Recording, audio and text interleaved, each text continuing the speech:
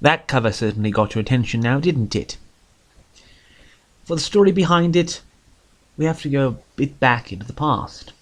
Geoffrey Bennett, or Geoffrey Martin Bennett to give his full name, was a British seaman, captain and naval officer who today is chiefly remembered for naval history, such as the Battle of Jutland or the apparently very rare Charlie B., a biography of Admiral Lord Beresford of Metmech and Curramore, GCB, GCVO, LLD, DCL.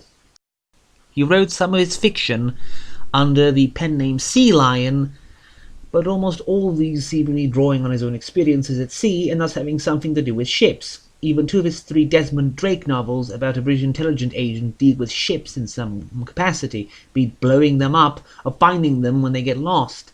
And This Creeping Evil is the only one of his books I can find with a supernatural/super scientific element. The story details how a giant big blob comes out of nowhere and starts demolishing various British cities via steam rolling through them, all the while the author, one Thomas Delaney, of, at the time publication still His Majesty's Navy, seems to have the terrible habit of running into it quite a lot by accident. The first time Delaney comes across it is when it shows up at the port in Portsmouth, where Delaney is to land his ship, but a huge gelatinous blob coming out of Dartmoor to flatten everything will probably get in the way of shore leave, as so often is the case. Now, Delaney loses his whole ship while attacking the thing and is the only survivor thanks to a rather far-reaching coincidence.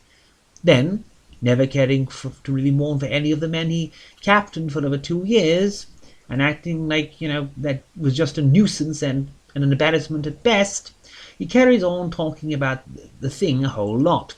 He finds people who are oddly thrilled by having seen it kill thousands of people due to it being so exciting, quote, and then he's nearly crushed to death when the thing crashed at a football game between the Angels and the Welsh at Wembley.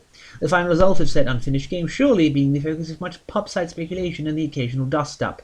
Of course, Delaney is seemingly the only person to survive, and he's rescued by his wife and a chance acquaintance of his whom she randomly meets in the street. Now, considering how much of an odyssey the acquisition of this book was for me, this consisting of a crooked used bookseller at a certain website tripling the price on me or getting overbid by 50 cents a second before the end of an eBay auction at 4 a.m. in the morning, I find it painful to state it doesn't get any better than that. If anything, well, the narrator basically just sits around, talks about the thing a lot, and describes its seemingly erratic and never explained movements from one city to another. I was hoping there would be some explanation offered for that, but instead the author invokes the supernatural, therefore I don't have to explain anything clause, making him want to bite something. The book suddenly shifts to prattling about how England needs a leader from amongst the church, how this thing is clearly the devil or something of that sort, bringing up a prophecy from the Bible about how this is totally the serpent, quote unquote, although I would probably assume the people saying this should really get their money back for if they got any higher education, because this is clearly not a fucking serpent. But, be that as it may, yes, the serpent that was let loose after 1,000 years because a bunch of pseudo-religious, this mystical nonsense that doesn't really relate to anything. Then, when the thing finally does something different and starts to slowly squeeze London to death with its terrific tentacles, we get told that England totally deserved this because, unlike the, quote, heathen of China or the Congo, they've been taught the Christian way and ignored it. Apparently, not working on Saturday and having a lukewarm approach to active worship is apparently just the worst and most evilest thing ever, and was deserving of God letting loose his wrath upon Britain. Bear in mind this was published in 1950, a mere 5 years after the World War II. And apparently no one thinks it strange that human experimentation and mass ethnic genocide and slaughter of millions of people is apparently considered not as bad in comparison, since God never thought it'd be a good idea to let his giant goop monster loose on Nazi Germany. Then someone says how God let loose the thing because people lack faith in him, and my first reaction was, Of course, and here I was thinking that the best way for God to revive faith in himself was to manifest himself publicly in such a way as to deny any possible denial of skepticism, but silly me! The answer was clearly to let loose a giant slimy blob, to randomly bulldoze through England, killing old people, women and children alike, with no apparent link or direct connection to God or Christianity, in the hope that people just kind of piece that one together. Brilliant! This is in keeping with the same logic that basically pretends that only Christians live in the entirety of Britain, and there aren't any Hindus, Muslim, Jews, Buddhists, etc., or any other denomination about in the heartland of the then British Empire. And so in keeping with this sudden turn, a new character is introduced 20 pages before the end of the book.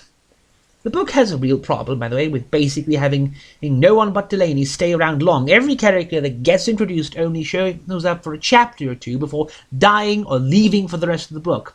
Now, this new character gathers up people inside St. Paul's Cathedral and gives them a sermon and tells them how the only way to save themselves from the thing, which not even an atom bomb could really put a dent in, is to pray. I would... well, yeah, I'm sure that totally would have worked for the Japanese, where there are a lot of Christians in Hiroshima and Nagasaki, but okay.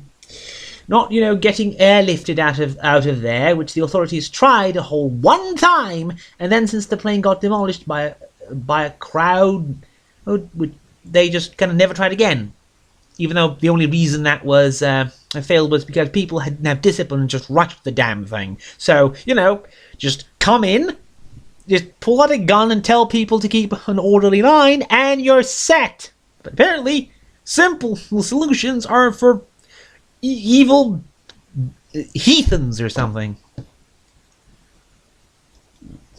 Now, or, they could have tried tunneling beneath the closing gelatinous blob claw, which they totally have time for because the damn thing takes literal days, if not weeks, to close it in any significant fashion, just moving in like very slowly. Weird considering how supernaturally fast it's at any other instance. No. Clearly the real solution is to march out towards the thing, singing hymns and then praying in front of it and hoping God just does a miracle. And yeah, the climax of the book is that a bunch of people kneel in front of the thing. I would consider that a bit blasphemous, but whatever. And there's a lightning flash and it's just gone. Now the question is, this book, this edition actually, was a new edition of the earlier hardback edition. It was published by Arrow Books 13 years after the original, and I honestly have no idea why. The thing saw publication of only a few years before the start of the giant monster movie craze in the mid-50s and early 60s, as justified by an appearance in rapid succession of films like The Giant Claw, The Giant Gila Monster, I don't know, Gorgo or Reptilicus, just to stick it to releases. I believe the people at Arrow saw this book as a quick way to cash into the trend and have got some bloke to make this utterly amazing cover for it, but sadly, it's probably the best thing about the whole production. It's really not much of a monster movie, it's more of a monster book, it's more of a morality play, with the monster being sort of a stand-in for a natural disaster. Still, it has a cool cover and I am glad to have it, but I'm probably not going to give it a reread anytime soon.